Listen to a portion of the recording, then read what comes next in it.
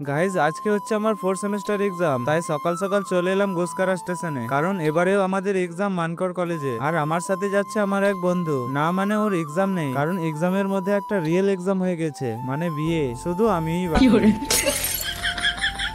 কিছুক্ষণ পরে বন্ধুর ট্রেনও চলে এলো, আর বন্ধু তো চলে গেল শ্বশুর বাড়ি। সে যাই হোক, কিছুক্ষণের মধ্যে আমার বন্দে ভারত ট্রেনও চলে আসবে। এদিকে আমার বন্ধুরাও চলে এসেছে।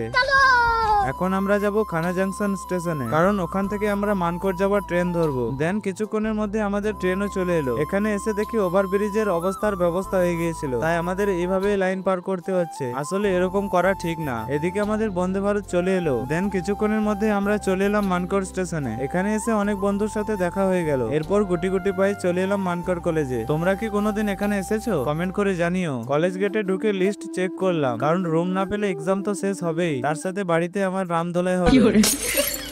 লিস্ট চেক করে রুম পেয়ে গেলাম। রুমে এসে দেখে সবাই নিজের নিজের কাজ শুরু করে দিয়েছে, আমি ছাড়া। গাইস ফাইনালি আমাদের ফার্স্ট এক্সাম শেষ। আর এক্সামটা আমাদের কেমন হলো সে তো আমার মুখের হাসি দেখেই বুঝতেই পারছো। গাইস এখন টাইম হচ্ছে 5টা, আর খিদেও পাচ্ছে। যেমন তেমন করে চলে এলাম মানকর স্টেশনে। এখানে এসে খেলাম পরোটা আর আলু তরকারি। খেয়ে বেশ ভালোই লাগলো। গাইস আজকে তো আমার বাড়ি যাওয়া পসিবল হলো না, তাই চললাম মাসির বাড়ি। গাইস আজকের ব্লগ এখানেই শেষ করছি। দেখা হবে আমাদের আবারও কোনো নতুন ভিডিওতে।